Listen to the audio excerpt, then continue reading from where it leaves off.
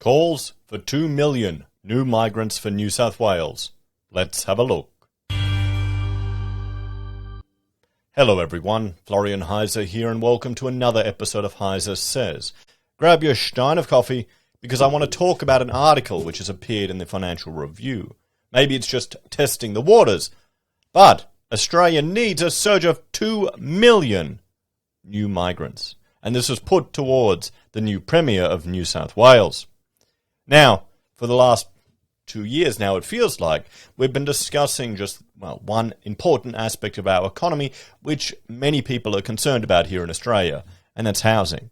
And that's the surging price of housing relative to the average normal income. And how even people who were doing pretty well are struggling to get into a family home.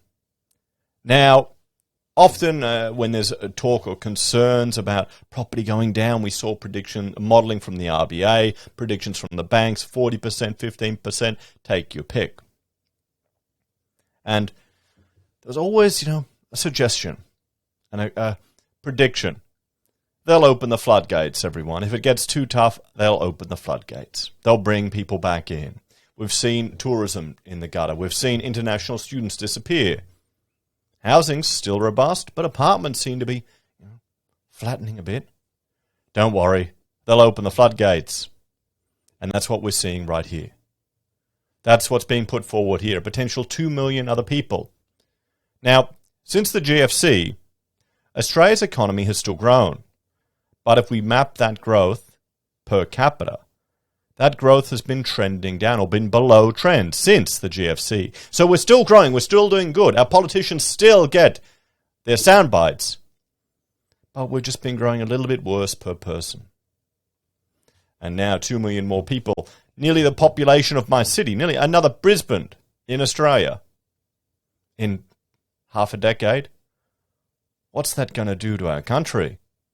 How much of a increased pressure are we going to have on our schooling, on our healthcare system, on our education, I already said, on our housing, on our transport infrastructure? And what about wages? There's going to be more people competing for jobs. I mean, it's good. Generally, migrants, it's neutral pretty much with regards to wages. They create as much economic activity just by coming here. So it pretty much is neutral.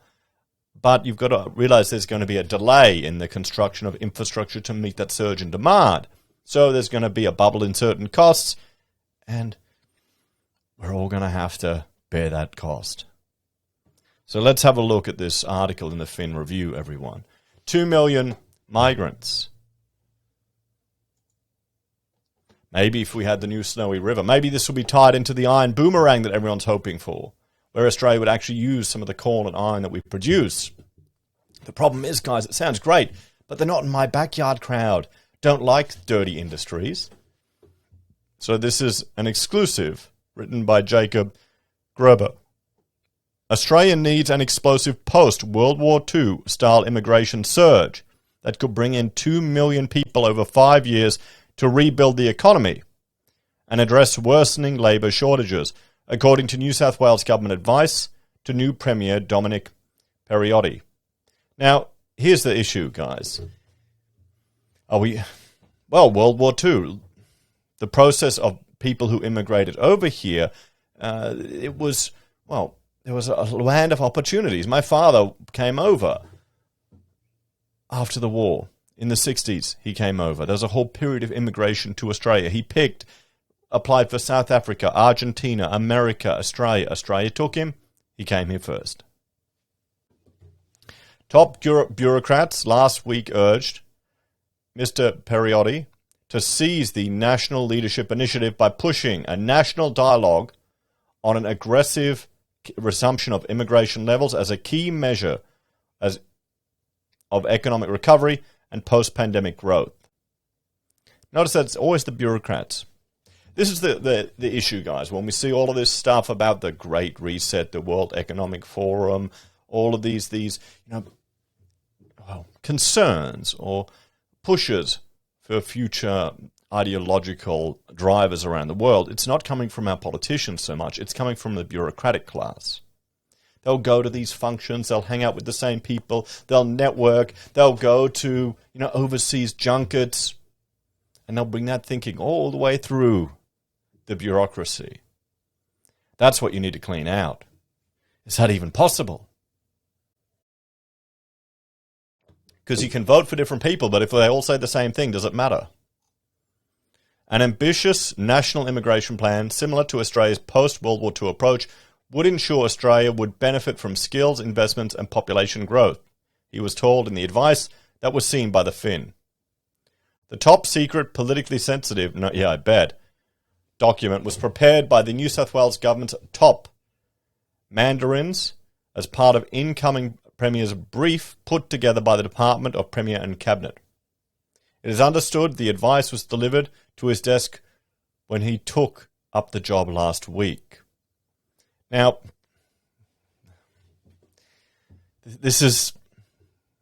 I'm not surprised. This will be an election issue. They'll push for it. It's a sign the new Premier is taking the advice seriously. Mr. Periotti on Monday said the borders need to be opened up amid a general labour shortage to ensure a healthy economic recovery. If we lose this opportunity, those skilled migrants will go to other countries, he said. We won't get those engineers, those accountants. They'll commit to other projects. Okay. I know engineers. I know accountants. I know people who have come over here from India, studied postgraduate degrees, over here from Indonesia, studied postgraduate qualifications. They've had to go home because there were no opportunities. How often have we looked at articles where you get professionals, people coming over here, suckered to come over here for all these opportunities here in Australia, and they don't exist? The education for it exists, sure, but there's no manufacturing. So, he's pushing to end New South Wales' 14-day holiday quarantine system and replace it with shorter period of home-based isolation, and is also revisiting inbound passenger caps. We need to get away from that formal beds quarantine system and to something that's more suitable to bring people in and out of this country on a more fluid basis. I mean, he's right there. You need to open up. We need to return to normal. And is it a return to normal? Guys, millions of new migrants come into Australia, just like always. Well, let's open up some more land. Let's open up some new cities. So, I think by next year, we'll see a very different sort of immigration policy, and I hope we'll start to see more people coming in and filling those jobs. So it's a shameless push for skilled migration.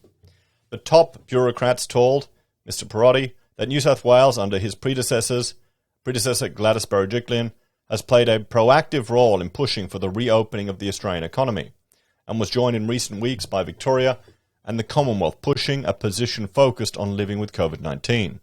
They also took a swipe at premiers and chief ministers of Queensland, Tasmania, Western Australia and the ACT, whose attitudes they described as resistant. It is highly likely that New South Wales will reopen its international borders ahead of other states or territories in the absence of any national agreement.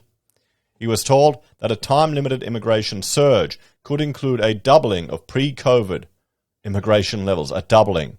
For the next 5 years, and unashamedly focus on the skilled migration we need to develop key industry sectors.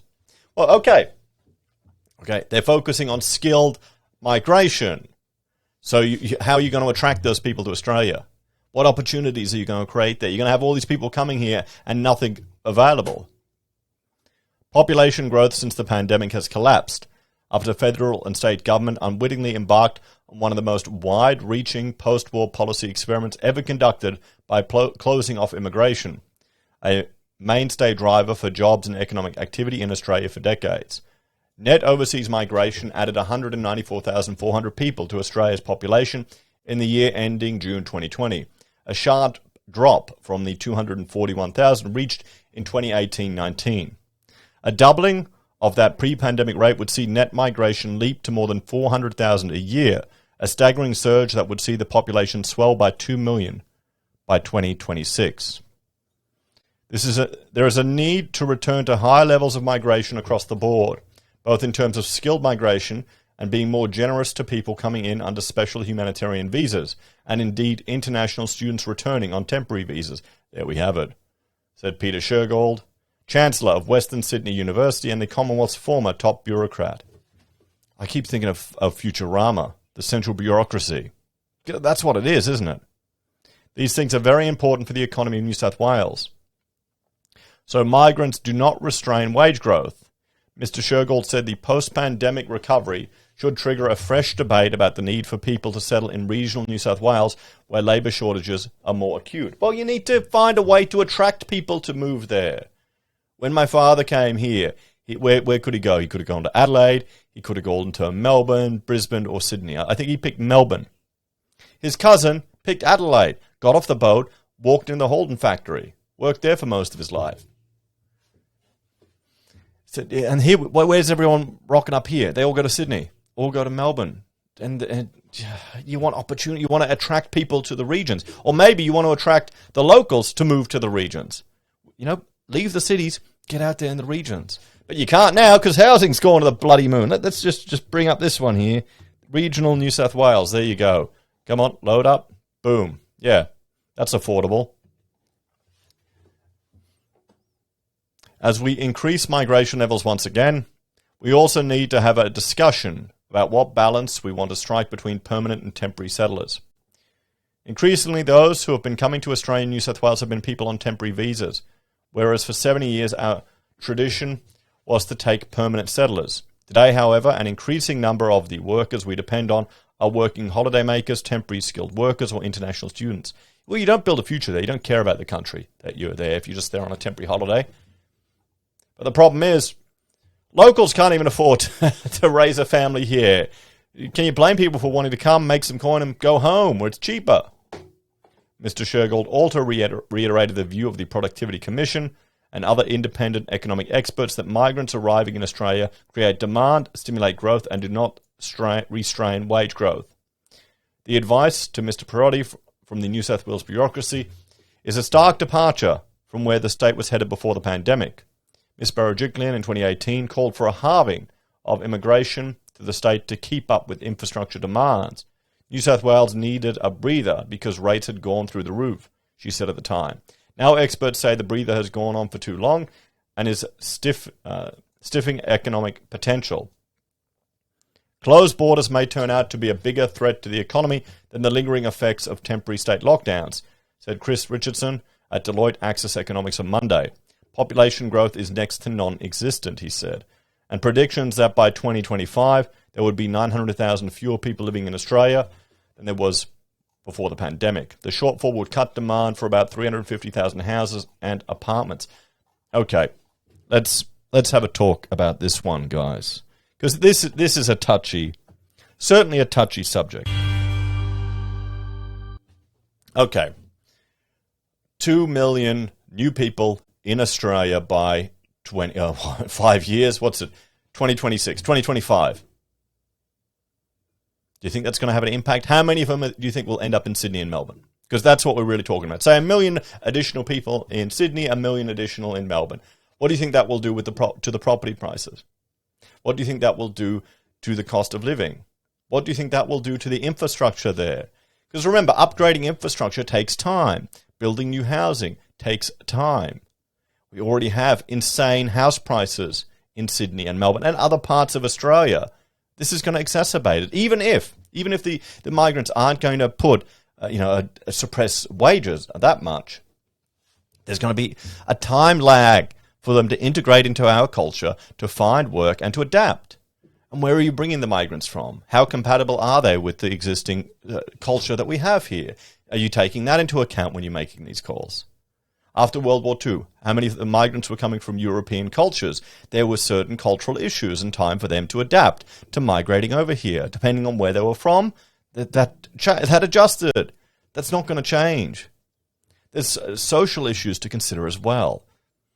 But what I would like to see happening here is a push towards, building new regional cities and encouraging migration there. How many people would move to regions if you got free land or opportunities? What if there were tax incentives to encourage people to migrate to new areas? What if we're looking at increasing migration this significantly?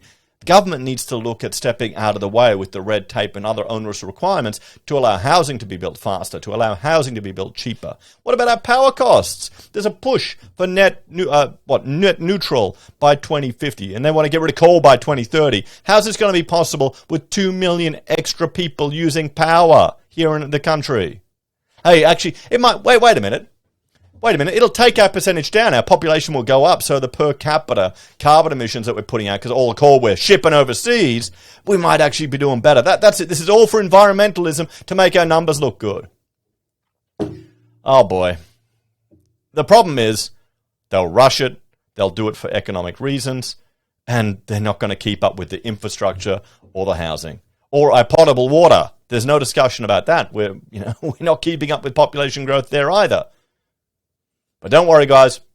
Your Sydney house may cost $5 million by the median soon in a few years. Oh, boy. What do you think?